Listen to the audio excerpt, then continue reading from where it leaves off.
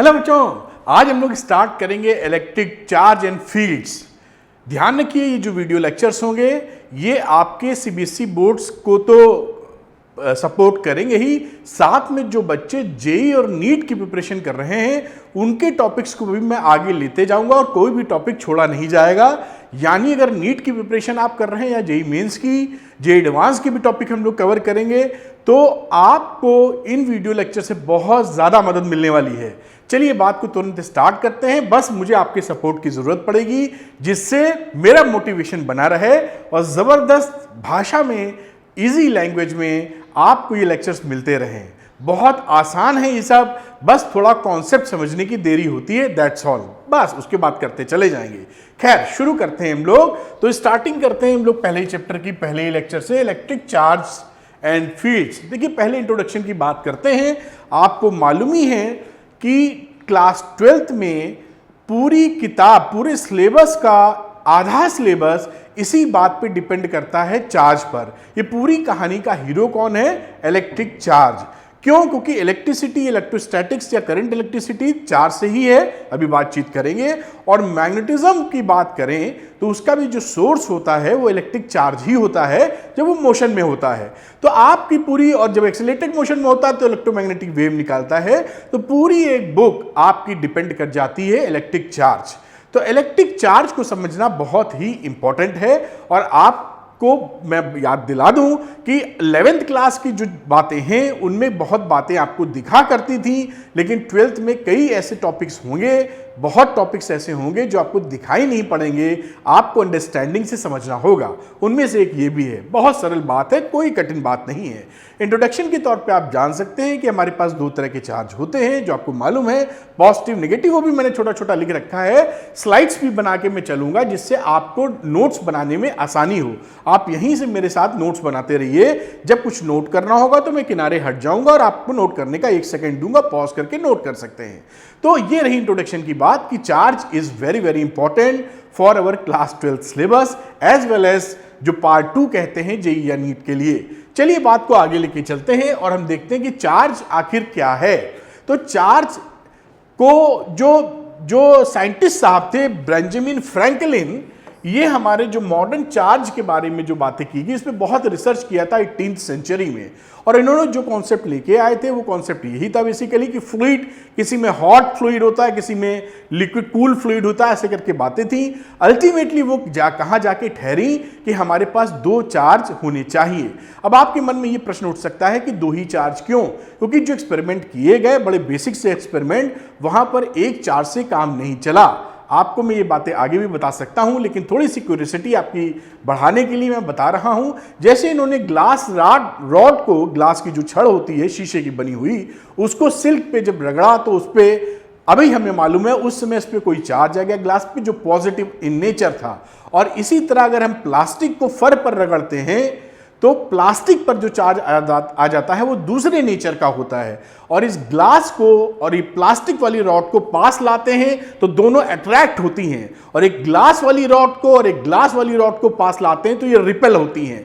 इसका मतलब अट्रैक्शन भी पॉसिबल हो रहा है और रिपल्शन भी हो रहा है। तो कम से कम 2 चार्ज की आवश्यकता है, क्योंकि एक ही तरह के चार्ज दोनों प्रॉपर्टी, रिपल्शन या अट्रैक्शन की शो नहीं कर सकते हैं।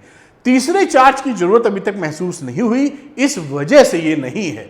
2 चार्ज मानने से ही हमारी पूरी एक्सप्लेनेशन हम सेटिस्फाई कर सकते हैं। इसलिए हमारे पास 2 चार्ज रहते हैं, एक का नाम दे दिया गया पॉजिटिव और एक का नाम दे दिया गया निगेटिव। पॉजिटिव नेगेटिव इसलिए, वरना तो नाम बेंजामिन फ्रैंकलिन अपने नाम पे भी रख सकते थे, लेकिन ऐसा नहीं किया इन्होंने। क्यों? आगे चल के भी ऐसा नहीं हुआ। क्यों? क्योंकि अगर ग्लास वाली रॉड को अगर सेम चार्ज है प्लस का, और प्लास्टिक वाली रॉड जिसमें निगेटिव चार्ज है, दोनों के पास इक्वल प्लस, इसके पास इक्वल प्लस 10 कूलम समझ लें, इसका -10, दोनों को अगर टच करा देंगे तो दोनों खाली हो जाएंगे, कोई चार्ज किसी पर नहीं रह जाएगा। तो ऐसी क्या प्रॉपर्टी थी जो दोनों मिला देने पर खत्म भी हो सकती है वो प्रॉपर्टी? ये मैथमेटिक्स में ही होता है, जिसमें +10 में -10 जोड़ दिया जाए तो 0 आ जाता है। इस वजह से ये थोड़ी हिस्टोरिकल नोट है, प्लस और माइनस का नाम दे दिया गया, किसी साइंटिस्ट के नाम पे चार्ज का नाम नहीं रखा गया। मेरे ख्याल से ये 1 मिनट की बात थी, लेकिन इंटरेस्ट को बढ़ाती है। फटाफट आते हैं अपने मुद्दे पर कि ये जो चार्ज है, ये ध्यान रखिएगा, ये एक इंट्रिंसिक प्रॉपर्टी होती है। चार्ज किसी मास पार्टिकल पर ही होता है, विदाउट मास चार्ज नहीं डिपेंड करता। चार्ज इज इंट्रिंसिक प्रॉपर्टी, किसी मास पर होगी। ध्यान रखिएगा, केवल charge without mass not possible, mass होगा ही होगा कुछ ना कुछ। तो एलिमेंट्री पार्टिकल्स हमारे पास इलेक्ट्रॉन, प्रोटॉन वगैरह हैं, जो हमारे पास प्लस या माइनस चार्ज की बातें हम करते हैं, इसके अलावा भी होते हैं। लेकिन क्लास 12th में हमारा फंडामेंटल नेगेटिव पार्टिकल जो रहेगा वो इलेक्ट्रॉन रहने वाला है। बाकी नए नए पार्टिकल क्वार्क्स वगैरह भी खोजे गए हैं, लेकिन अपनी पढ़ाई को हम लोग यहीं रोकेंगे, क्योंकि जेई तक, नीट तक हमारा इलेक्ट्रॉन ही नेगेटिव पार्टिकल रहने वाला है, जहां तक कैलकुलेशन हमारी चलती रहेगी फंडामेंटल पार्टिकल के तौर पर। Electric charge give rise to the electric force between various objects. आपको मालूम है कि इलेक्ट्रिक चार्ज होने की वजह से ये एक दूसरे पर फोर्स लगाते हैं।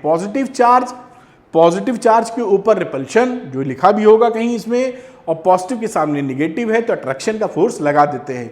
और कमाल की बात अभी आप देखेंगे कि एक पॉजिटिव चार्ज या चार्ज पार्टिकल न्यूट्रल बॉडी को भी अट्रैक्ट करने की क्षमता रखता है। वो कैसे करता है उसकी चर्चा हम लोग अभी करेंगे। चलिए साहब, बहुत सुंदर बात। ध्यान रखिएगा कि हमारी जो चार्ज होता है वो एक स्केलर क्वांटिटी होती है, ये वेक्टर क्वांटिटी नहीं है, इसमें दिशा का कोई लेना देना नहीं है, नो डायरेक्शन इज रिक्वायर्ड। इसकी जो एसआई यूनिट होती है वो कूलाम होती है। और चार्ज दो तरह के होते हैं, मैं नहीं बताऊंगा तो भी आपको मालूम है, क्योंकि आप 1-2 साल से पढ़ते आ रहे हैं या कई सालों से पढ़ते आ रहे हैं। लाइक चार्जेस रिपेल करते हैं। फंडामेंटल लॉ है कि जहां भी एक तरह के चार्ज मिलेंगे, प्लस प्लस या माइनस माइनस, अगर प्लस और प्लस कहीं रखे हैं तो इनके अंदर रिपल्शन पक्का है, और माइनस माइनस अगर हैं तो भी रिपल्शन। लाइक चार्जेस रिपल, और पॉजिटिव के आगे माइनस अगर है तो दोनों में अट्रैक्शन होगा, पक्का लॉ।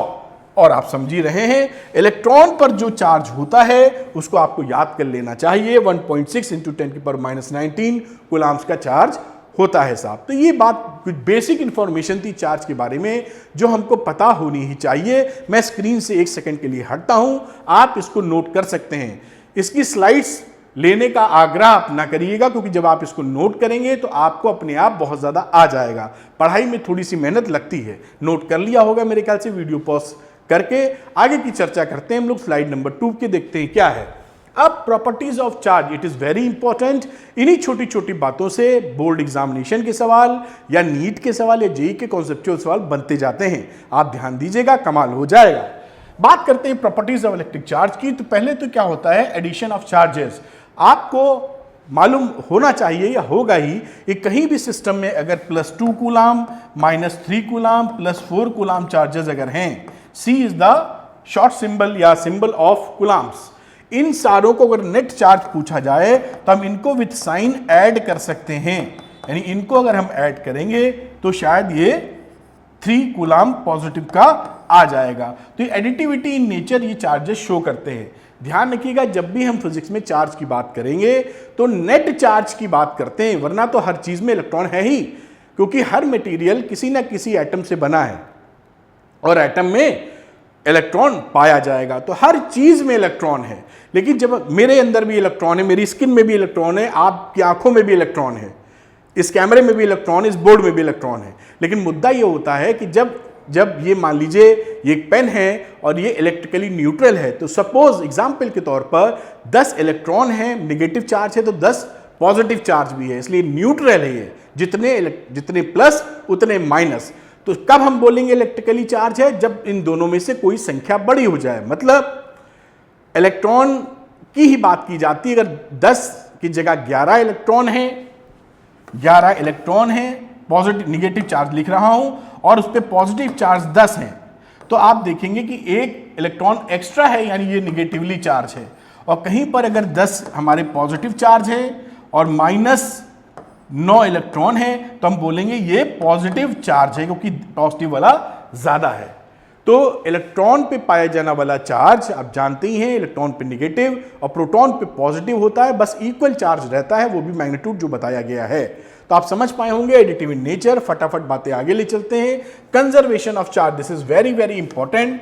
किसी आइसोलेटेड सिस्टम में, ये वर्ड आप बहुत दिनों से, बहुत सालों से पढ़ते आ रहे हैं। तो आइसोलेटेड सिस्टम से घबराना नहीं है बेटा। क्या मतलब होता है, इस कमरे से ना कोई अंदर आ, इस कमरे से ना कोई बाहर जा सके, इस कमरे के ना कोई अंदर आ सके। गाना था ना, पता नहीं आपको याद है कि नहीं, बॉबी फिल्म का, चाबी खो जाए तो फिर क्या हो, एक कमरे में हम बंद हो जाएं। यानी आइसोलेटेड सिस्टम कुछ ऐसे ही है कि कोई भी चीज ना बाहर जा सके, ना बाहर से उसकी एंट्री परमिसिबल हो, उसको हम आइसोलेटेड सिस्टम बोल देंगे। उस समय जितने भी चार्ज इसके अंदर होते हैं, मान लीजिए एक डब्बा है, इस डब्बे में कुछ चार्जेस हैं, +3 कूलाम और -2 कूलाम। तो इसका जो नेट चार्ज है बेटा, नेट चार्ज इस समय कितना है, +3 में -1 जोड़ेंगे तो +1 कूलाम चार्ज आएगा। तो +1 कूलाम चार्ज इसके अंदर बना रहेगा, चाहे ये आपस में कुछ भी खिचड़ी पका लें। मतलब ऐसा भी हो सकता है कि यहां पर ये एक निगेटिव एक पॉजिटिव को खा जाए या आपस में न्यूट्रलाइज हो जाए, और ये सिस्टम कहां पहुंच जाए, इधर बना देता हूं कि +2 कूलाम हो जाए, ये -1 कूलाम हो जाए। क्या हुआ, इस डब्बे के अंदर एक माइनस एक प्लस मिलकर न्यूट्रलाइज हो गए, फिर भी देखिए +1 एक का चार्ज बना हुआ है। तो किसी आइसोलेटेड सिस्टम में कितने भी चार्ज पाए जाएं, वो कंजर्व, नेट चार्ज उनका कंजर्व होता है, क्योंकि ना कोई अंदर आ सकता है ना कोई बाहर जा सकता है। बात समझ में आ रही होगी। साथ में देखिए एक इंटरेस्टिंग पॉइंट और, ये आप नोट भी कर लीजिएगा, electric charge is always conserve, जैसा लिखा है, it is the sum of the positive and negative charges. जो बातें कहेंगी इन दोनों को जोड़ा तो नेट चार्ज आपको मिल गया। किसी आइसोलेटेड सिस्टम की बात की जा रही है आपको, जैसा मैंने बताया। अब दूसरी बात यह भी की जाती है कि चार्जेस को हम लोग, चार्ज को ना आप क्रिएट कर सकते हैं ना डिस्ट्रॉय कर सकते हैं, लेकिन चार्ज जब भी बनते हैं सिंगल प्लस नहीं बनेगा, पेयर प्रोडक्शन होता है। और बोर्ड्स में या कभी कभी नीट के कॉन्सेप्चुअल क्वेश्चंस में ये चीज पूछी जाती है, तो 1 मिनट की बात है, फटाफट समझ जाएंगे कि जब भी चार्जेस बनेंगे, कोई सिंगल पॉजिटिव नहीं बना सकते, सिंगल नेगेटिव नहीं बना सकते, लेकिन किसी रिएक्शन में अगर पेयर प्रोडक्शन हो जाए, पेयर मतलब जोड़ा, पेयर का मतलब जोड़ा, जोड़ा मतलब एक प्लस और एक माइनस साथ साथ प्रोड्यूस हो जाए, तो आप क्या कहेंगे कि कोई एक्स्ट्रा चार्ज तो नहीं है, न्यूट्रलाइज है, एक प्लस एक माइनस, तो बेसिकली है न्यूट्रल, नेट चार्ज न्यूट्रल है, लेकिन वो पेयर, उसी रिएक्शन को पेयर प्रोडक्शन बोल देते हैं। जो मैंने लिखा है बोर्ड एग्जामिनेशन में कभी कभी तो पूछ लेते हैं what is the pair production, या पेयर प्रोडक्शन को एक्सप्लेन कीजिए, या नीचे वाली को एनिहिलेशन। तो पेयर प्रोडक्शन का मतलब क्या है, पेयर मतलब जोड़ा, प्रोडक्शन मतलब बनना, जोड़े में बनना। तो गामा रेज अगर ले लीजिए जिसपे कि 0 चार्ज होता है, न्यूट्रल होता है, वो रिएक्शन के बाद एक पर्टिकुलर सिचुएशन में एक इलेक्ट्रॉन एक पॉजिट्रॉन, ये पॉजिट्रॉन की चिड़िया का नाम है, ये एंटी पार्टिकल की थ्योरी है, इस पे डीप जाने की आवश्यकता नहीं है। बोर्ड एग्जाम, कॉम्पिटिटिव एग्जाम में कोई ऐसी इसका एंटी पार्टिकल में रिसर्च करने की जरूरत नहीं है, ये इसका एंटी पार्टिकल है, तो इलेक्ट्रॉन के साथ साथ एक पॉजिट्रॉन भी बन जाएगा, वो प्लस चार्ज होता है और ये माइनस चार्ज होता है। तो न्यूट्रल अब भी है, हाँ, प्लस माइनस दोनों साथ में बने, इसलिए पेयर प्रोडक्शन। दूसरी बात करते हैं एनिहिलेशन ऑफ मैटर। एनिहिलेशन का मतलब होता है विध्वंस होना, प्रलय होना, हिंदी में जो समझ पाते होंगे। प्रलय कहते हैं ना, विनाश होता भयानक स्थिति में। तो मान लीजिए प्लस और माइनस दोनों आके धड़ाम से इतनी तेजी से आपस में लड़े कि वो लड़ने के बाद उनके परखच्चे उड़ गए। एक प्लस आ रहा है टुई टुई टुई, माइनस आ रहा है टुई टुई टुई, दोनों धड़ाम से लड़ गए बहुत तेज भयानक स्थिति में, तो प्रलय आ गया। मतलब लड़ते ही वो एकदम धुस उड़ गए। उड़ जाने का मतलब रेडिएशन में तब्दील हो गए, एनर्जी में तब्दील हो गए, खुद गायब हो गए। क्योंकि आप जानते हैं एनर्जी मास में, मास एनर्जी में चेंज हो सकता है। पकड़ में आ रही होगी बात मेरे ख्याल से। तो ऐसे ही सिचुएशन में एनिहिलेशन बोलते हैं। और एनिहिलेशन में क्या होता है, एक इलेक्ट्रॉन एक पॉजिट्रॉन आपस में पर्टिकुलर सिचुएशंस में, एक डेफिनेट सिचुएशन में धड़ाम कराया जाता है या करता है, तो वो गामा रेज प्रोड्यूस करता है जो कि 0 चार्ज है, और इस पर माइनस प्लस होता है। यानी इसका नेट चार्ज अब भी 0 था, बाद में भी 0 है, लेकिन प्लस माइनस एक साथ उड़ जाते हैं। उड़ जाने का मतलब ये कांड होता है। आप मेरे ख्याल से समझ में आया होगा आपको। तो एनिहिलेशन ऑफ मैटर, इसको पकड़े रहिएगा, ये एग्जामिनेशन में पूछे जाने वाला सवाल है। और कहीं भी शब्द आए तो आप, क्योंकि बहुत सारी फिजिक्स आप पढ़ते हैं, कभी कभी पेयर प्रोडक्शन एनिहिलेशन इतना छोटा शब्द रहता है या टॉपिक रहता है कि दिमाग से सटक जाता है, तो सटकने नहीं देना है, पकड़े रहना है, बात पकड़ में आनी चाहिए। खैर एनीवे, बात पकड़ी होगी। मैं इसको इसलिए बता रहा हूं कि अच्छे से कॉन्सेप्ट बिल्डअप होता जाए। आगे मैं हट जाता हूं और आप इसके नोट्स बना सकते हैं। फटाफट पॉज करिए वीडियो, नोट कर लीजिए। मेरे ख्याल से आपने पॉज किया और नोट किया। आगे की प्रॉपर्टीज का जिक्र करते हैं बेटा। फिर एक प्रॉपर्टी और होती है बहुत ही स्पेशल, जिसे बोलते हैं क्वांटाइजेशन ऑफ चार्जेस। क्वांटाइजेशन का मतलब होता है डिस्क्रीट वैल्यू होना, किसी भी चीज की कॉन्टिन्यूस वैल्यू ना होना, कुछ पर्टिकुलर डेफिनिट अलग अलग वैल्यू होना, ये शब्द आपको फिजिक्स में खूब सुनाई पड़ेगा, आप यूज भी करेंगे तो आपको समझ में, आपको फील होना चाहिए, एकदम समझ में आना चाहिए कि what is the meaning of quantization. तो क्वांटाइजेशन का मतलब है निरंतरता ना हो, जिसके अंदर कुछ डेफिनिट वैल्यूज हो, ये हो, ये हो, ये हो, ये हो, ठीक, उसे बोलते हैं क्वांटाइजेशन। तो हमने जैसा समझा है कि हमारा सबसे छोटा जो चार्ज होता है वो इलेक्ट्रॉन होता है, और इलेक्ट्रॉन पे चार्ज हम लोगों ने भी देखा था कि 1.6 इंटू 10 की पावर -19 कूलाम का चार्ज पाया जाता है।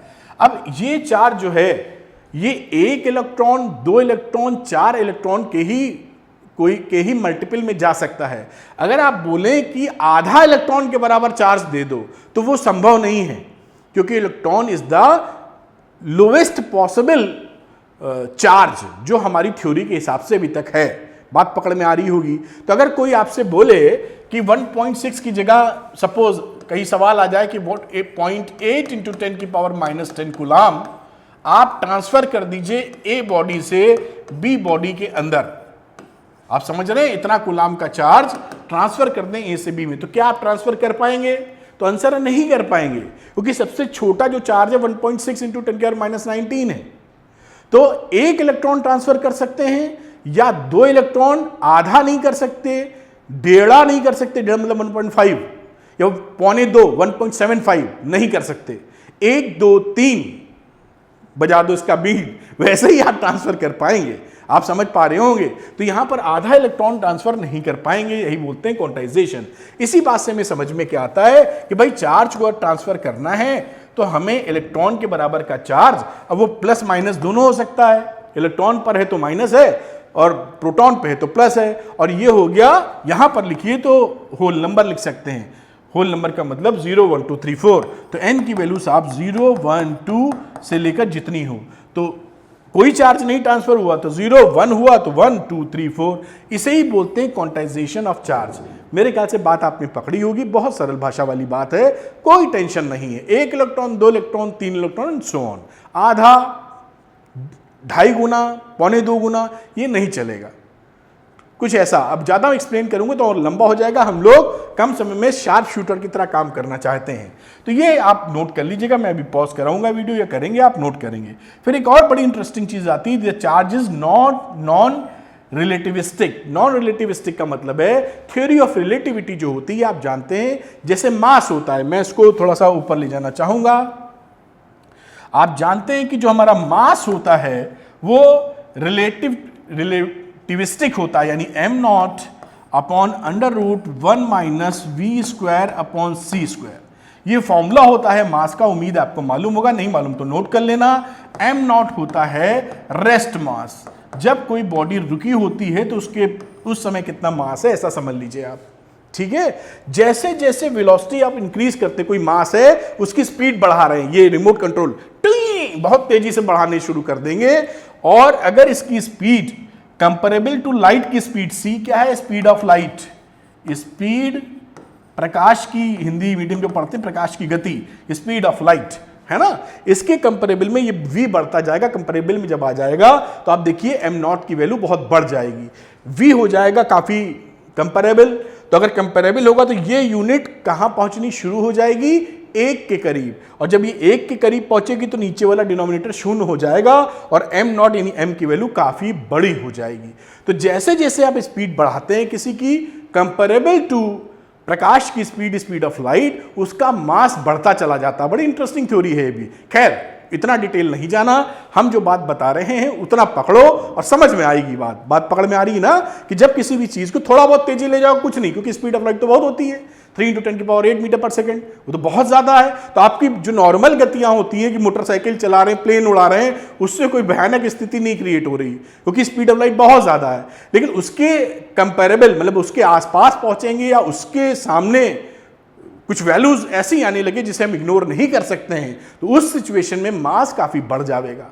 तो मास कैसा हुआ, डिपेंड करता है स्पीड पर, तो रिलेटिविस्टिक है, जबकि जो चार्ज होता है वो रिलेटिविस्टिक नहीं होता। अगर किसी पर 2 कूलाम का चार्ज है, किसी, ये 2 कूलाम का समझाने के लिए आपको ले लो, एक बॉल है और इसको खूब तेज चला दीजिए, लाइट की स्पीड से चलाने लगिए तो भी ये 2 कूलाम का 2 कूलाम ही बना रहेगा। समझ रहे हैं? स्पीड तेज हो या ना तेज हो इसका कोई लेना देना नहीं है। तो रिलेटिविस्टिक नहीं होता charge remain same whether object is rest और इन मोशन, जबकि मास के साथ ऐसा नहीं है। मोशन होने के बाद या मोशन जब होता है तो इसका मास बदलता जाता है। मेरे ख्याल से बात पकड़ में आई होगी। तो ये मैं थोड़ा नीचे करता हूं, यहां पर आप इसको नोट कर लें कहां से नीचे होगा, फटाफट फिर बात करेंगे आगे। ये प्रॉपर्टीज बड़ी इंटरेस्टिंग रहती हैं। पॉज करें वीडियो और नोट करें। मेरे ख्याल से नोट किया होगा, ये थोड़ा सा नीचे था, इसको भी नोट कर लें। बड़ी अच्छी बात है। अब आगे की बातचीत करते हैं, आगे हमारे लिए क्या है। तो प्रॉपर्टीज अभी चल ही रही है। अब कुछ बहुत ही शानदार, मजेदार, लजीज, खाने में स्वादिष्ट प्रॉपर्टी आ गई है जो आपको जाननी चाहिए और मजा आ जाएगा। बहुत सरल, बहुत आसान है सब। देखिए, चार्ज प्रोड्यूस, ईएफ का मतलब इलेक्ट्रिक फील्ड, एमई मतलब मैग्नेटिक फील्ड, एमई गलत लिख दिया, एमएफ होना चाहिए। तो इलेक्ट्रिक फील्ड, मैग्नेटिक फील्ड या इलेक्ट्रोमैग्नेटिक वेव, ये चार्ज ही है छुपा रुस्तम जो सारा कांड करता है।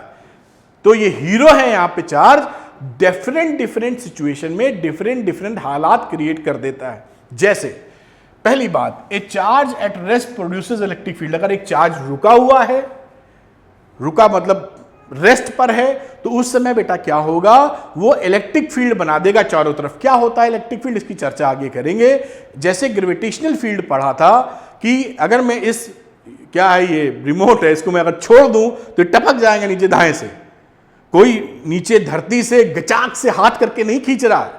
तो ग्रेविटेशनल फील्ड 11 में पढ़ी थी, जो अपनी तरफ एक फील्ड बनाती है, उसके अंदर जहां भी मास होता है उसको अपनी तरफ खींचती है, एक फील्ड।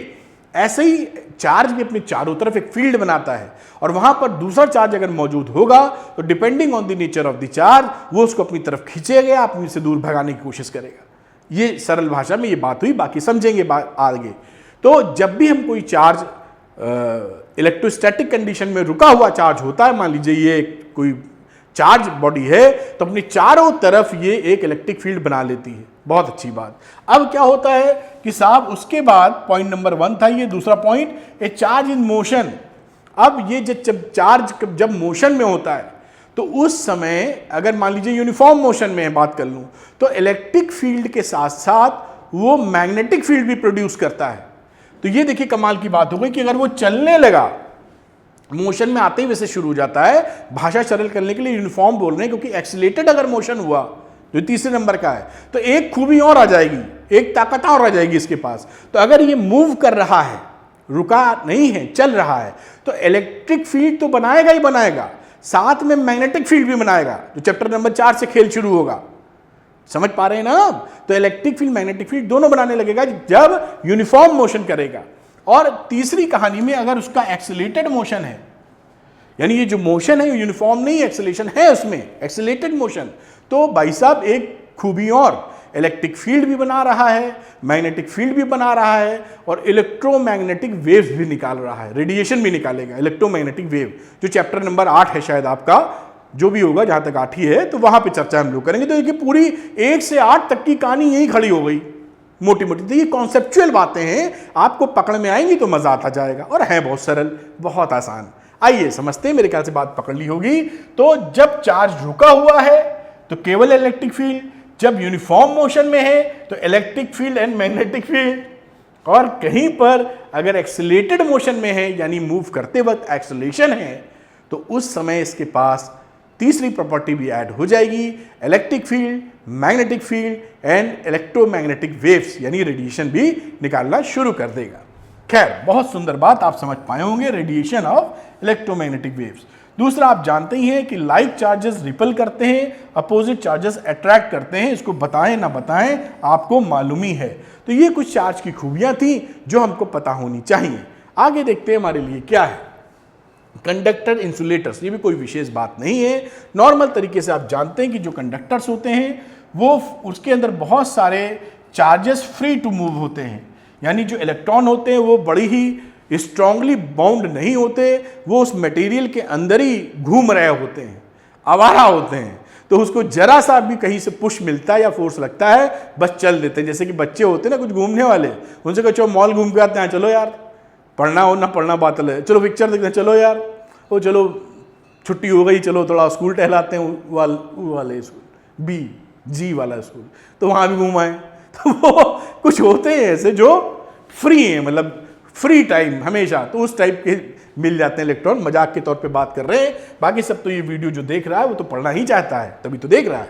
तो मेटल्स वगैरह जैसे होते हैं उनके पास फ्री इलेक्ट्रॉन्स होते हैं जो हमेशा मूव करने के चक्कर में रहते हैं। तो उस केस में क्या होगा, इसके अंदर से आप करंट को, चार्जेस को आसानी से मूव करा सकते हैं एक जगह से दूसरी जगह।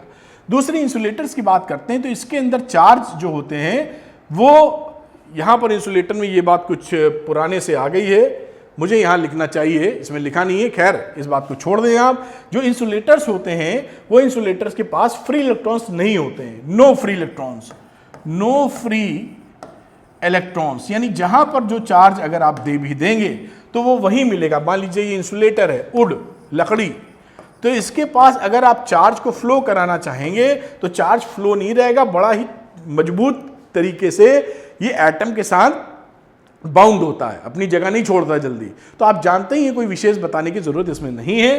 बाकी तो ये बात, ये कंडक्टर, इंसुलेटर्स, और आगे पढ़ाई करेंगे तो कुछ ऐसी चीजें भी मिल जाएंगी जैसे सेमीकंडक्टर्स। तो सेमीकंडक्टर में क्या होता है कि आप नॉर्मल सिचुएशन में वो कंडक्टिविटी नहीं शो करते, यानी चार्जेस को फ्लो नहीं करते, लेकिन जैसे जैसे उनको आप हीटअप करते हैं, उसका टेम्परेचर बढ़ाते हैं, तो कुछ फ्री इलेक्ट्रॉन्स पिक्चर में आने शुरू हो जाते हैं और वो उस समय इलेक्ट्रिसिटी फ्लो कराना शुरू कर देते हैं। तो उसको सेमीकंडक्टर बोलते हैं, जो आपकी किताब के अनुसार चैप्टर नंबर 14 है जहां तक।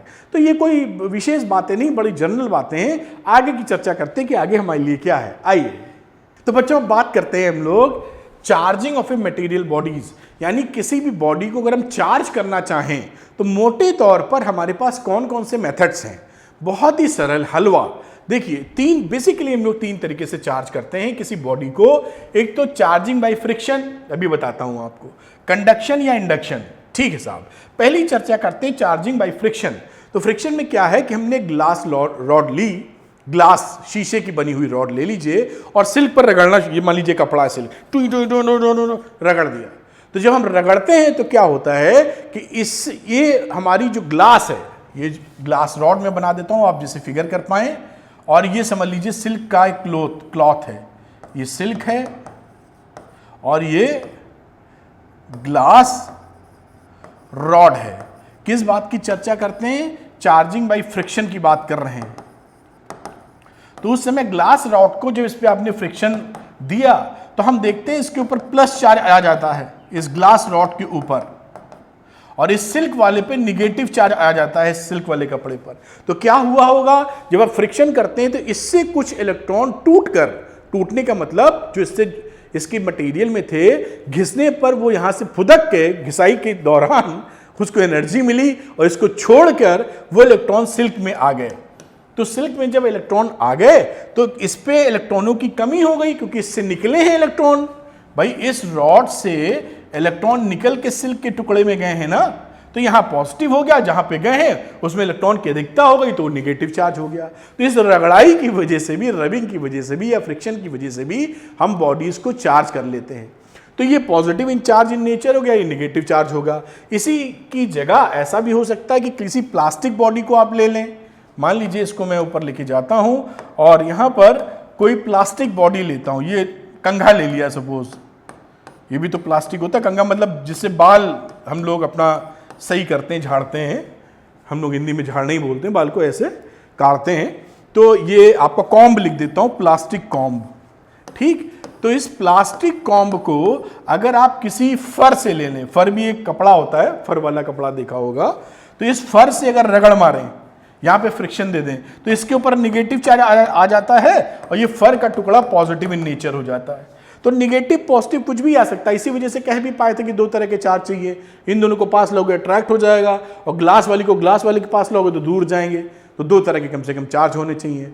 खैर, हम मुद्दे को समझ गए कि फ्रिक्शन करने की वजह से इलेक्ट्रॉन का आदान प्रदान पॉसिबल है, एक प्लस एक माइनस हो सकता है। चलिए साहब, ये बड़ी सरल सी बात थी, चार्जिंग बाय फ्रिक्शन। बात करते हैं कंडक्शन की। तो कंडक्शन में क्या होता है, ये भी बहुत आसान सी बात है कि मान लीजिए कोई एक मेटालिक स्फीयर है, मेटालिक लिख देता हूं, मेटल का है और आपके पास एक रॉड, सपोज के लिए पहले वाली रॉड है ग्लास रॉड, ग्लास रॉड है जिसपे प्लस चार्ज आया हुआ था, ठीक, कलर चेंज कर लेता हूं, चार्ज ये सेकंड नंबर का, हम लोग भाई कंडक्शन की बात कर रहे हैं, ठीक। उसमें क्या होगा, ग्लास रॉड को आपने उठा के टच करा दिया ऐसे, अब ये जैसे ही आप टच करा देंगे तो यहां से जो पॉजिटिव चार्ज होने का मतलब है इलेक्ट्रॉन की कमी, क्योंकि इलेक्ट्रॉन के सेंस में ही चार्ज को समझते हैं, तो आप ऐसा भी बोल सकते हैं कि पॉजिटिव चार्ज इसमें चला जाएगा। असल में तो पॉजिटिव चार्ज जाता नहीं है, इलेक्ट्रॉन का आदान प्रदान होता है, लेकिन इस भाषा को भी यूज करेंगे तो कोई परेशानी नहीं है। अदरवाइज आप कह सकते हैं पॉजिटिव इधर से इधर गया तो इलेक्ट्रॉन यहां से यहां आ गए इस मेटल से, तो आप जब इसको हटाएंगे बाद में इस रॉड को, पहले से कुछ कम चार्ज और साथ में ये भी चार्ज पॉजिटिव ले चुका होगा।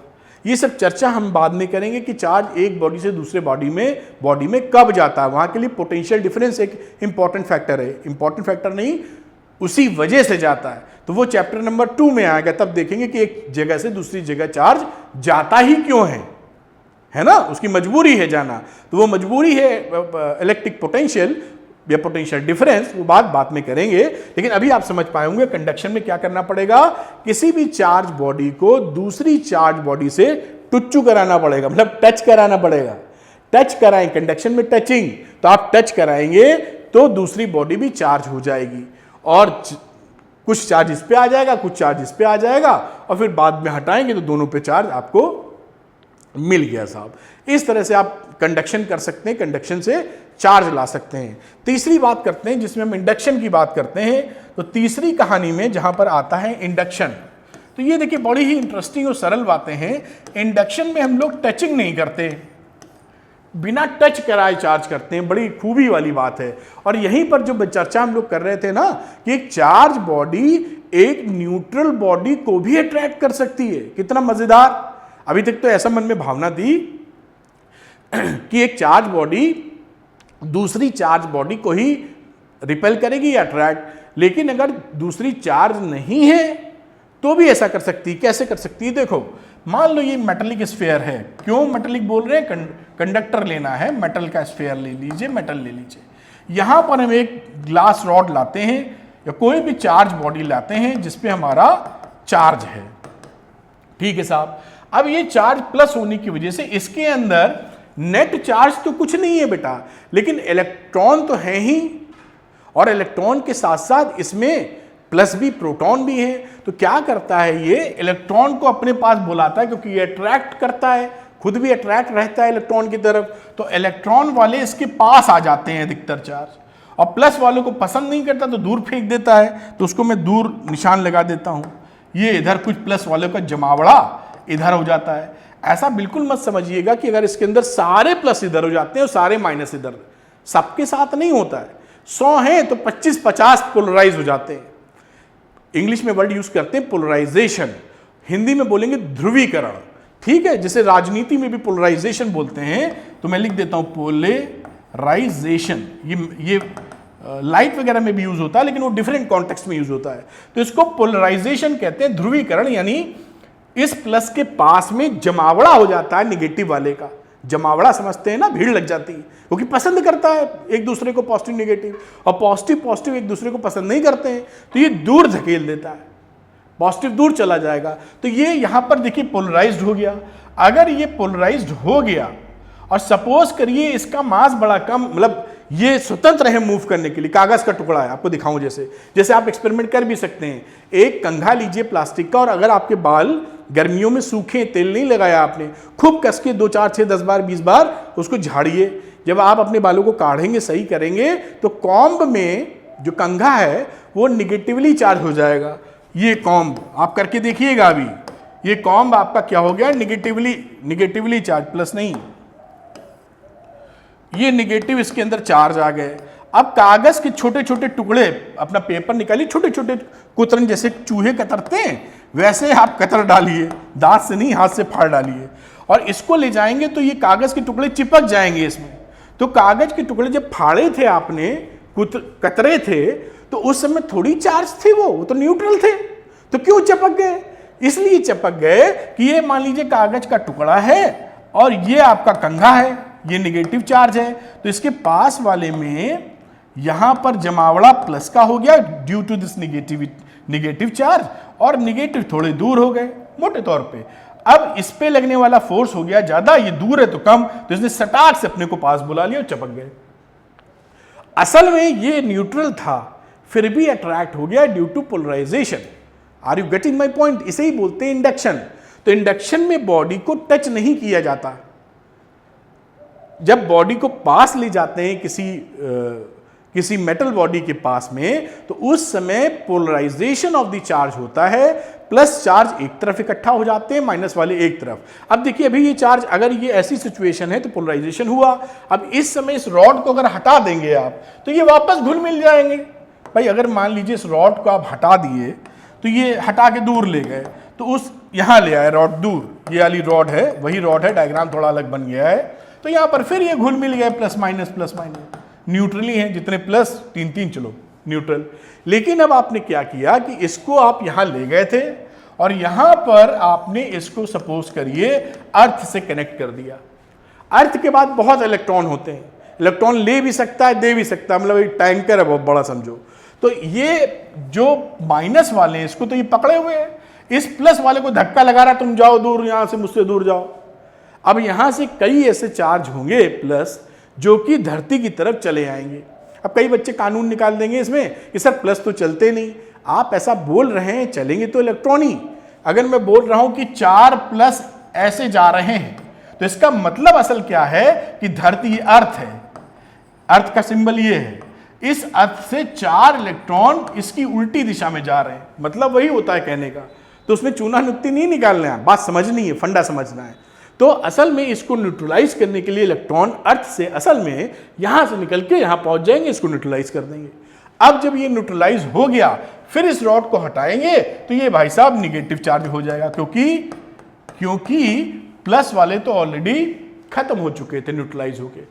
समझ पा रहे हैं? 4 निगेटिव 4 पॉजिटिव, धरती से कनेक्ट कर दिया, 2 पॉजिटिव न्यूट्रल हो गया, केवल 2 बचा। अब जब इसको हटा दिया, धरती को भी हटा दिया, तो कितने बचे? ये प्लस के 2 थे, ये माइनस के 4 थे, तो -2 चार्ज रह गया यहां पर। मेरे ख्याल से आप समझ पाए होंगे। यही कहानी होती है इंडक्शन में। तो इंडक्शन में आप एक्चुअली टच नहीं कराते हैं बॉडी को, इंड्यूस्ड कर देते हैं, पोलराइजेशन ऑफ द चार्ज होता है और वहां से आप बॉडी को चार्ज कर सकते हैं। जैसे आपने देखा, मेरे ख्याल से समझ पाए होंगे। पास ले जाएंगे, पोलराइजेशन होगा, एक रास्ता दे देंगे जिससे चार्ज निकल जाए, फिर उसके बाद आप इसको हटा देंगे। बस तब तक ये रखेंगे जिससे इसको पकड़े रहे। अगर ये हटा के अर्थ लगाएंगे तो कुछ नहीं होगा, क्योंकि न्यूट्रल हो चुका है। फिर अगर इसको आप हटा देंगे, इसको धरती से लगा देंगे, तो ऑलरेडी न्यूट्रल है ये, इसमें क्या होने वाला। हाँ, ये रॉड इसके पास है, उस समय अर्थ लगाया, तब इलेक्ट्रॉन आके इसको न्यूट्रलाइज कर देंगे। अब हटाओगे तो ये निगेटिवली चार्ज बॉडी बन गई। तो ये इंडक्शन से भी चार्ज दे सकते हैं। तो ये मैंने काम भर के आपको थ्योरी बताई। ऐसे सवाल जहाँ कर सकते हैं, मैं हट रहा हूँ और ऊपर नीचे करूँगा जिससे कि आप इसको नोट कर पाएँ। ये 3 मेथड थे चार्जिंग के। Charging by friction, video pause कीजिए, नोट डाउन कर लीजिए जो आपको लगता है नोट करना चाहिए। उसके बाद बात कर लेता हूँ, देखिए कंडक्शन की। कंडक्शन में बॉडी को टच कराना पड़ता है जिससे चार्जेस एक जगह से दूसरी जगह तक पहुँच सकें। तीसरी बात कही थी इंडक्शन, जो अक्सर इंटरेस्टिंग रहती है, जहां पर एक्चुअली आप बॉडी को टच नहीं कराते हैं, केवल पोलराइजेशन ऑफ चार्ज होता है जिसकी वजह से आप बॉडी को चार्ज कर सकते हैं। तो ये बॉडी को चार्ज करने के 3 तरीके हैं। आगे फटाफट बढ़ते हैं और देखते हैं आगे क्या है। अब एक एग्जांपल आ जाता है इसमें। अच्छा, इलेक्ट्रोस्कोप आगे एक सवाल हम लोग कर लेते हैं। अब देखिए इस सवाल में बिल्कुल वही बात है जो मैंने आपको समझाई है। ये एनसीईआरटी का एग्जाम्पल है। मैंने ये सोचा है कि इस चीज़ को पढ़ाते वक्त एनसीईआरटी के एग्जाम्पल में इंक्लूड कर लूँगा, क्योंकि एनसीईआरटी के एग्जाम्पल्स आपके नीट जेईई मेंस में भी घुमा फिरा के सवाल आता है, बोर्ड के लिए तो इंपॉर्टेंट है ही। उसके साथ साथ और भी सवाल हम लोग लगाते चलेंगे। तो how can you charge a metal sphere positively without touching it. अब किसी मेटल को हमें पॉजिटिव चार्ज करना है तो कैसे करें। तो ये मान लीजिए मेटल का स्फीयर है, जैसे आपको सिखाया था अभी, ठीक। अब यहां पर आप क्या करें, एक बॉडी लेके आए जो निगेटिवली चार्ज है। निगेटिव चार्ज होने की वजह से ये क्या होगा, इंडक्शन की वजह से पोलराइजेशन ऑफ चार्ज होगा। पोलराइजेशन होने का मतलब क्या रहा कि इस माइनस होने की वजह से यहां पर प्लस वालों का जमावड़ा हो जाएगा और इससे दूर निगेटिव वाले हो जाएंगे। ऐसी सिचुएशन यहां बन जाएगी। ये रहा स्टेप नंबर 1। इसी में स्टेप नंबर मैं ये लिख देता हूं 1। अब इसके दूसरे चरण में आप क्या करेंगे, यहां पर अर्थ से इसको कनेक्ट कर देंगे। ये अर्थ का सिंबल है, ऐसे ऐसे करते हुए अर्थ का ये अर्थ लिख देता हूं EARTH। अब अर्थ से आप कनेक्ट करेंगे तो अर्थ से कनेक्शन में क्या होगा, ये जो एक्स्ट्रा माइनस हैं, एक्स्ट्रा का मतलब जो ये रिपेल कर रहा है, उनमें से कुछ इलेक्ट्रॉन अर्थ में चले जाएंगे। E माइनस लिखने का मतलब है कि अगर 50 इलेक्ट्रॉन हैं समझाने के लिए, तो जरूरी नहीं कि 50 के 50 चले जाएं। 50 में से 10 हैं, 5 है, डिपेंडिंग ऑन मैनी फैक्टर्स, 15, 20, 25 चले जाएंगे। अब चले गए इसके अंदर तो यहां पर इलेक्ट्रॉन कम हो गए ना। अब ये 4 थे, सेकंड सिचुएशन में क्या हुई, केवल 2 माइनस है, और ये सपोज करिए यहां पर एक 4 प्लस था, 4 माइनस और ये 4 प्लस है, और ये अभी रॉड माइनस वाली यहां है ही है, अर्थ से कनेक्टिविटी बनी हुई है। ये सिचुएशन खड़ी हो गई। अब इसके बाद इस रॉड को हटा दीजिए आप, ठीक। अब जैसे ही इस रॉड को आप ये कहानी चले गए इसमें, अब चले जाने के बाद इस अर्थ को डिस्कनेक्ट कर दीजिए पहले आप। तो यहां पर ये सिचुएशन बनी। अब इसके बाद क्या करें, इस कनेक्शन को डिस्कनेक्शन कर दीजिए, अर्थ पिक्चर से बाहर। तो अब ये कैसा हो जाएगा, एक ये स्फीयर जिसमें चार्ज 4 प्लस है और 2 माइनस है, और यहां पर निगेटिव है। अब तीसरे अगले स्टेप में क्या करिए, इसको आउट कर दीजिए पिक्चर से। तो ये 4 देखिए, 1 2 3 4 और 2 माइनस देख पा रहे होंगे। तो ये किस तरह की बॉडी हो गई, पॉजिटिवली चार्ज, क्योंकि यहां पर पॉजिटिव निगेटिव से ज्यादा है। इस तरह आप इसको बिना टच किए, कैसे किया, इसमें इंडक्शन की मदद से, बिना टच किए आप इसको इंडक्शन की मदद से पॉजिटिव चार्ज कर सकते हैं। फिर से एक बार आप निगेटिव वाली रॉड को पास ले जाएंगे, पॉजिटिव वाले इसके पास, निगेटिव वाले दूर, अर्थ से कनेक्ट कर देंगे। कुछ एक्स्ट्रा निगेटिव इलेक्ट्रॉन्स इधर चले जाएंगे, उसके बाद अर्थ का कनेक्शन काट देंगे, जाना आना बंद हो गया, निपट गई अर्थ की कहानी। और यहां उसके बाद रॉड को पीछे ले जाएंगे, जो बचा खुचा था वो उसके अंदर ही रह गया। ये इंडक्शन की वजह से ऐसा काम कर सकते हैं आप। तो ये साहब इसको नोट करना चाहें कर लीजिए, वरना आप समझ गए होंगे पॉज करके। और ये कुछ 2-3 फिगर्स हैं समझाने के लिए जो आपके लिए मैंने बनाई हैं। अब अगली बात फटाफट करते हैं इलेक्ट्रोस्कोप की बेटा। अब इलेक्ट्रोस्कोप क्या होता है, ये इलेक्ट्रोस्कोप का मेन होता है डिटेक्शन ऑफ चार्ज। इसकी कहानी डिटेक्शन ऑफ चार्ज, ये पहले की कहानी थी शुरुआती दौर की।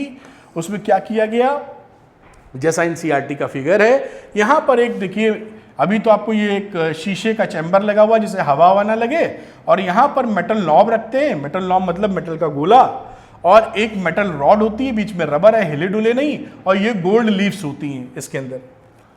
गोल्ड लीव्स क्या मतलब, देखिए जिस सोने की पतली सी झिल्ली, अब इसको फील करने के लिए जैसे चांदी की झिल्ली होती है ना, चांदी की झिल्ली, आप चांदी का अर्क देखा होगा, बर्फी अर्फी खरीदते होंगे, मिठाई स्वीट्स खाई होंगी, तो मिठाई में, बर्फी में आप देखें तो ऊपर चांदी का अर्क चढ़ा होता, चमकीला चमकीला व्हाइट कलर का।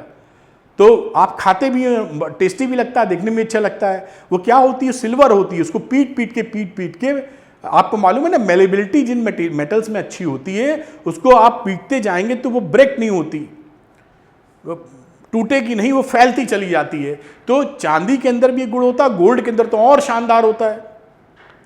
तो चांदी को पीट पीट के एकदम पतला कर देते हैं। मैंने देखा भी ये पीटते हुए, आपने पता नहीं कभी देखा नहीं देखा, पैकेट में रख के एक लेदर का होता है, उसमें खूब पीटते तो फैल जाती है बहुत, और उसी अर्क को एकदम बर्फी पे लगा देते हैं। देख के भी अच्छा लगता है, खाने में भी टेस्ट आता है। इतनी पिटाई करते हैं सोने की, तो सोने की मेलेबिलिटी जो होती है और अच्छी, मतलब मेलेबिलिटी आप केमिस्ट्री में पढ़ते होंगे, जितना भी उसको पीटेंगे वो टूटेगा नहीं जल्दी गोल्ड, वो साथ में फैलता चला जाएगा। उसको चादर स्प्रेड कर सकते हैं, बिल्कुल पतली से पतली झिल्ली बना लेंगे, और कंडक्टिविटी तो बेहतर होती ही है गोल्ड की। तो उस तरह की गोल्ड लीव्स लेते हैं, एकदम पतली सी, एकदम लटक जाए, जिससे एकदम लप्पी टाइप हो जाए, ऐसे वाली है ना।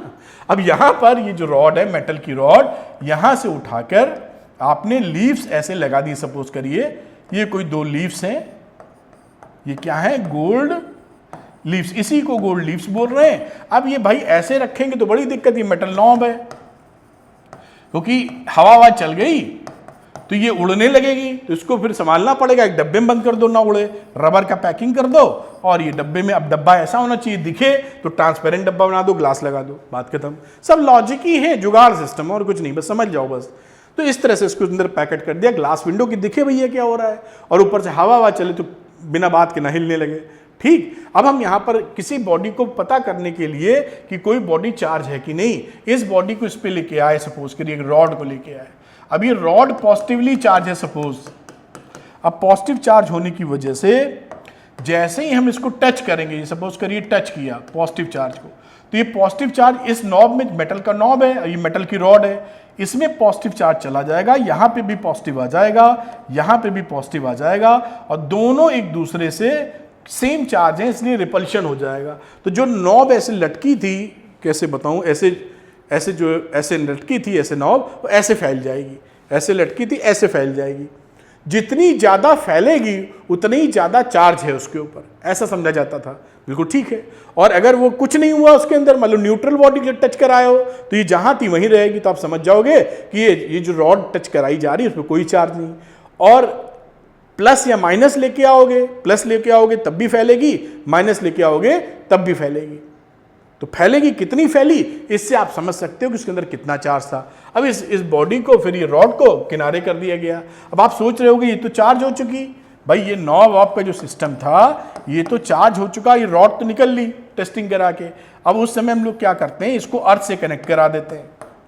जैसे ही अर्थ से कनेक्ट कराते हैं इसका सारा चार्ज खत्म हो जाता है, इलेक्ट्रॉन इधर से इधर या इधर से इधर फ्लो कर जाते हैं और ये फिर से न्यूट्रल हो जाता है, फिर तैयार है काम करने के लिए, जांचने के लिए कि साहब किसमें प्लस किसमें चार्ज है कि नहीं है। तो इससे आप समझ सकते हैं कि इलेक्ट्रोस्कोप है कोई भी स्पेशल चीज नहीं, शुरुआती वाला कहानी है जो डिटेक्शन ऑफ चार्ज के लिए काम जिससे लिया जाता था। तो मेरे ख्याल से ये आप समझ पाए होंगे, उम्मीद करते हैं बेहतर होगा, ये नोट भी कर लीजिए। आगे की चर्चा करते हैं। अब देखिए एक बड़ा इंटरेस्टिंग सवाल आ जाता है अपने पास, इसको भी करेंगे, ये भी एनसीईआरटी का ही क्वेश्चन है। इस क्वेश्चन को फटाफट देखते हैं। देखिए इसमें क्या लिखा हुआ है, इसमें लिखा हुआ है if 10⁹ electrons move out of a body to another body, एक बॉडी ले लेते हैं आपको समझाने के लिए और दूसरी बॉडी ले लेते हैं बी, और इसमें 10⁹ इलेक्ट्रॉन्स ट्रांसफर होते हैं per second out of a body to another body every second, per second इतना इलेक्ट्रॉन ट्रांसफर हो रहा है साहब। अब उसके बाद how much time is required to get a total charge of 1 coulomb on the other body, 1 coulomb का हमें चार्ज चाहिए इस बॉडी पर, तो कितना टाइम लगेगा, हमको टाइम टी निकालना है, how much time it will be there. आप जानते हैं कि 1 कूलाम चार्ज निकालने के लिए हमें कितना समय लगेगा ये निकालना, अभी हम लोग निकाल देते हैं फटाफट।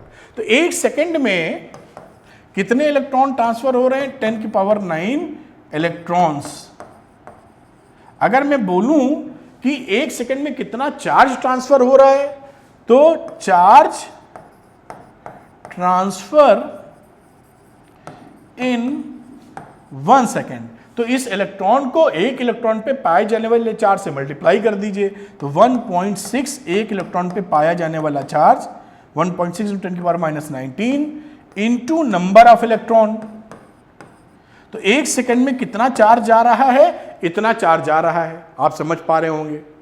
अब इसको थोड़ा सा एडजस्ट कर लेते हैं और ये चार्ज की वैल्यू क्या रही, ऊपर ले जाता हूं, इसको मल्टीप्लाई करोगे तो 1.6 × 10⁻⁻10 कूलाम, इतना चार्ज आपको लगने वाला है।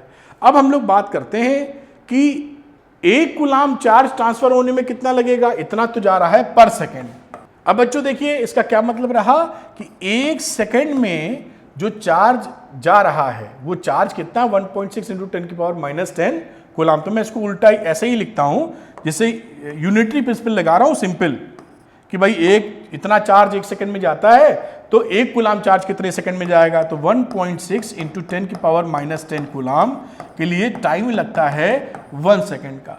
तो 1 कूलाम चार्ज के लिए कितना समय लगेगा, तो 1/1.6 × 10⁻⁻10 सेकंड। समझ गए कि यूनिटरी प्रिंसिपल है, 1 किला 2 रुपए का तो 10 किला कितने रुपए के, वही बात। अब इसको जब सॉल्व करोगे तो ये वैल्यू आ जाएगी 6.2 25 इंटू 10 की पावर 9 सेकेंड। ये वैल्यू अगर मुझे सेकंड में आंसर देना हो तो ये आंसर आ चुका है आपका कि साहब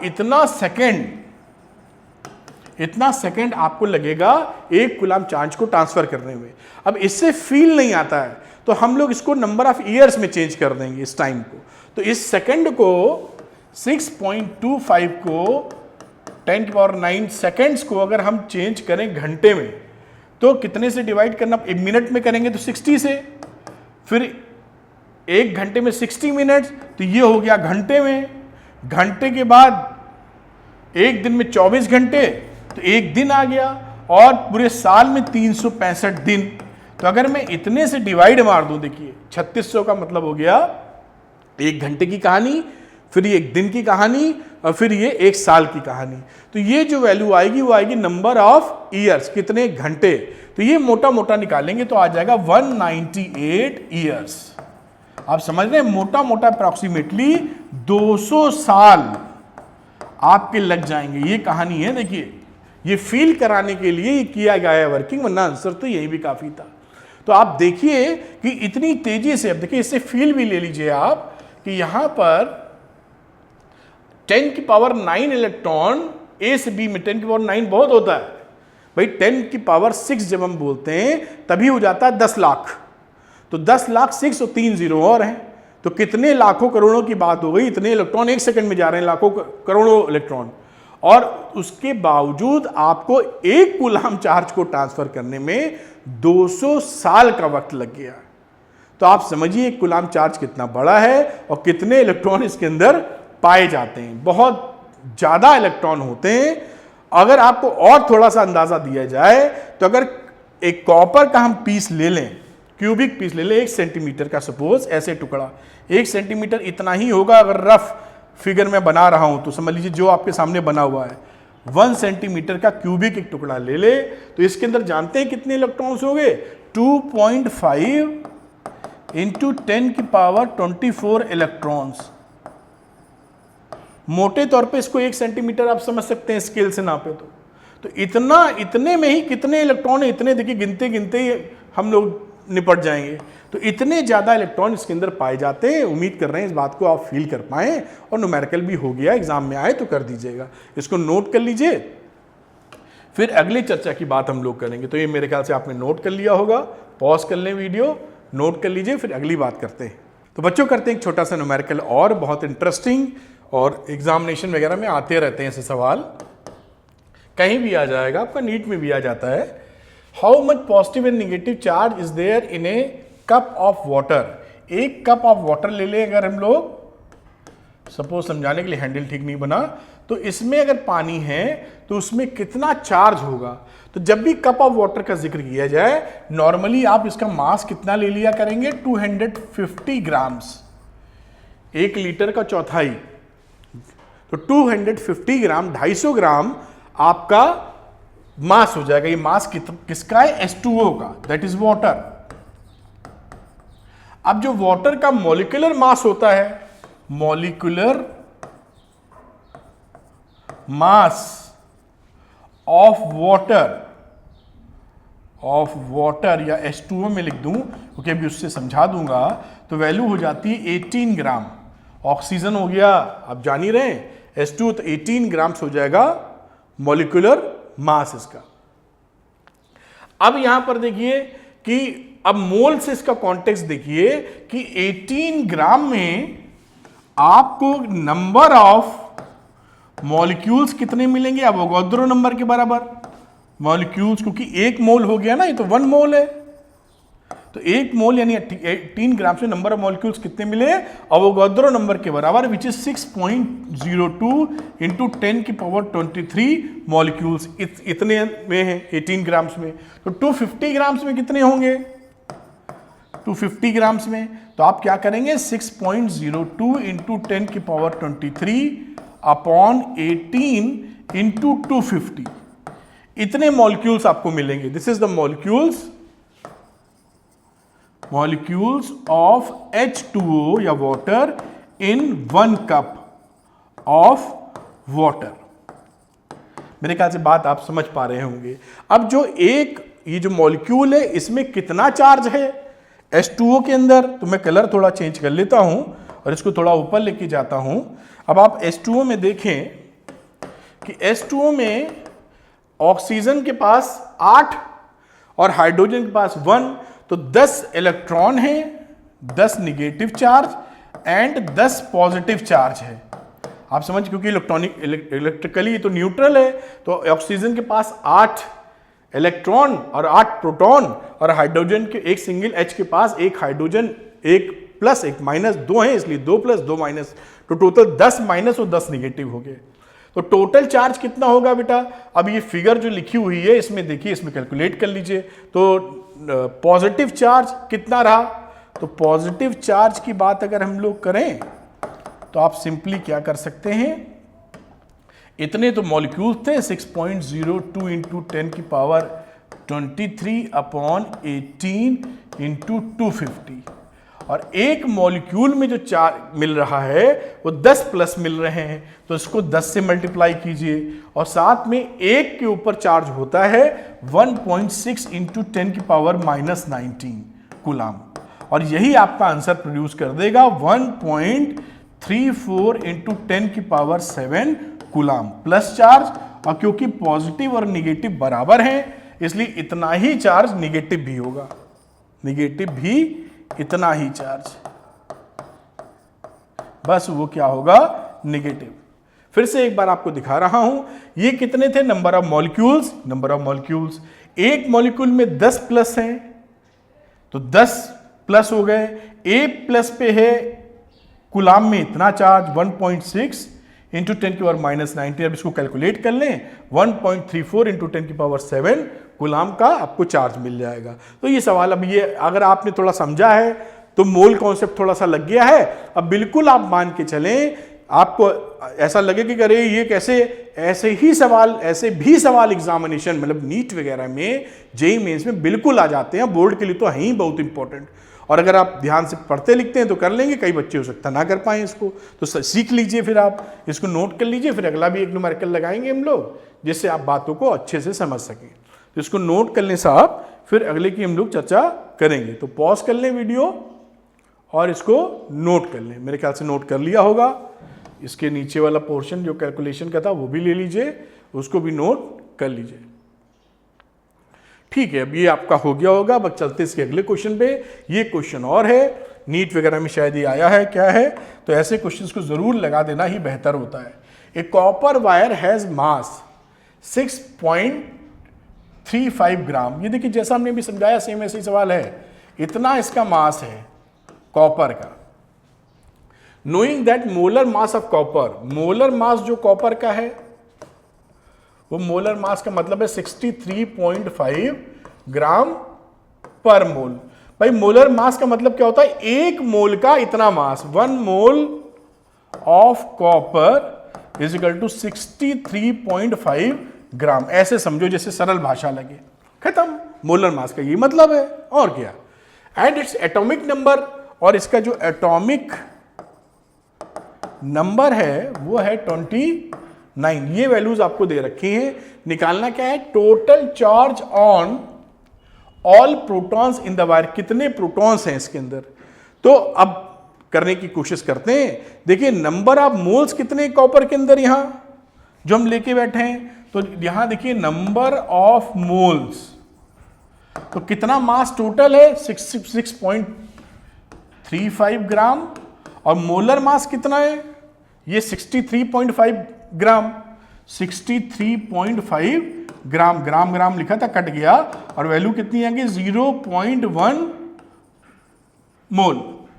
तो कितने मोल हो गए, 0.1 मोल। एक मोल में होता है वो अवोगाद्रो नंबर, तो इतने में नंबर ऑफ कॉपर एटम्स कितने हो गए, तो number of copper atoms in the wire, तो ये देखिए एक जितना मोल है 0.1 मोल, और एक मोल में होते हैं वो अवोगाद्रो नंबर के बराबर, तो 6.02 इंटू 10 की पावर 23।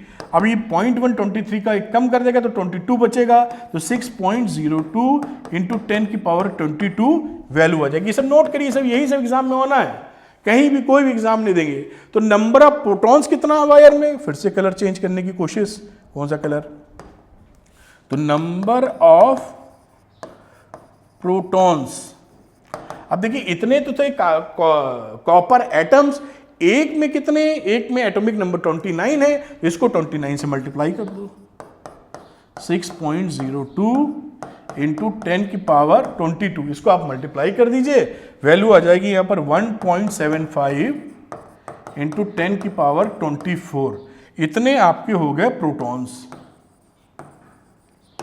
ये देखिए कुछ भी इसमें दिक्कत नहीं है, 29 इंटू 6.02 इंटू 10 की पावर 22, इतने प्रोटॉन हो गए। और चार्ज कितना हो गया, तो आप चार्ज जानते ही हैं, Q is equal to NE लगाते हैं, जैसे भी बताया भी था। अब N तो हमने निकाल ही लिया है, ये लंबा, ये 1.75 इंटू 10 की पावर 24, और एक इलेक्ट्रॉन पे पाया जाने वाला चार्ज 1.6 इंटू 10 की पावर -19, क्योंकि ये प्रोटॉन पे चार्ज है इसलिए हम इसको प्लस चार्ज कह देते हैं, और सिंपली हम इसको मल्टीप्लाई कर देंगे, वैल्यू आ जाएगी 2.8 इंटू 10 की पावर 5 कूलाम। ये देखिए आंसर आ गया। ठीक, अब ये यही देखिए यहां पूछा था, यहां पूछा क्या था कि कहां गया, कि total charge on the protons in the wire, यही निकाल के बैठे हैं, कहां गया, इसके भी नीचे है, भी दिखा देंगे। फिर लिखा था charge acquired by the wire if it loses 0.301%, 0.0001% of its total number of electrons. ठीक है साहब, अब यहां पर क्या हुआ, यहां पर जितने प्रोटॉन, क्योंकि जो कॉपर एटम होता है वो इलेक्ट्रिकली न्यूट्रल होता है, तो नंबर ऑफ प्रोटॉन और number of electron and number of protons वो इक्वल होंगे। तो इस वजह से हम कह सकते हैं कि नंबर ऑफ इलेक्ट्रॉन्स कितने होंगे कार्बन में, कॉपर में, 2.8 इंटू 10 की पावर 5 कूलाम। अब इन्होंने एक दूसरे सिचुएशन में क्या बोला है कि 0.0001% वो छोड़ देता है इलेक्ट्रॉन या मिस कर जाते हैं। तो बच्चों इतना अगर भाई किसी, समझिएगा मेरी बात, कि कोई भी बॉडी है, इस पे मैं NP लिख देता हूं नंबर ऑफ प्रोटॉन, NE लिख देता हूं नंबर ऑफ इलेक्ट्रॉन, और इस दशा में NP NE बराबर है। अब यहां से कुछ इलेक्ट्रॉन 0.0001% निकल जाते, लूज कर देता है। इसका मतलब क्या हो गया, 1 2 3 4 10 की पावर -4%। ये इलेक्ट्रॉन अगर लूज कर देगा तो कितना चार्ज आ जाएगा, जितना लूज किया है उतने ही तो इलेक्ट्रॉन डेफिशिएंट में है। तो Q की वैल्यू समझ पाए होंगे मेरे ख्याल से, 10 की पावर -4% ऑफ टोटल जो चार्ज हमने निकाला था ऑफ Q कह दीजिए। Q लिखने का मतलब टोटल चार्ज, टोटल चार्ज। और ये क्योंकि ये जो इलेक्ट्रॉन वाला चार्ज है इसलिए माइनस वो लूज कर जाएगा, और जब यहां इलेक्ट्रॉन निकल जाएगा तो इस बॉडी पर कौन सा चार्ज आ जाएगा, पॉजिटिव इन नेचर। अब ये वैल्यू देखिए क्या आई, ऊपर से वैल्यू यहां से ये जो रखी है मेरे ख्याल से यहां रुकना चाहिए, और -10 की पावर -4% में है तो अपॉन 100, और टोटल चार्ज था 2.8 इंटू 10 की पावर 5। 10 की पावर -4 है, 10 की पावर 5 आप एडजस्ट कर दीजिएगा, तो 2.8 और 100 से कर दीजिए डिवाइड, तो माइनस का 0.28 कूलाम चार्ज इस बॉडी ने निकाल दिया है माइनस के रूप में। खुद ये प्लस हो गई, और कितना चार्ज निकाला है, -0.28 कूलाम ऑफ चार्ज, इतना इसमें चार्ज निकाला और खुद ये प्लस हो गई। ये कहानी इसकी, ये देखिए जो लिखी थी वैल्यू, ये समझ लेनी चाहिए। ऐसे ही एग्जामिनेशन में आपके सवाल आएंगे, कॉम्पिटिटिव एग्जामिनेशन में भी बिल्कुल ऐसे सवाल आएंगे, आप निश्चित तौर पे कर पाएंगे।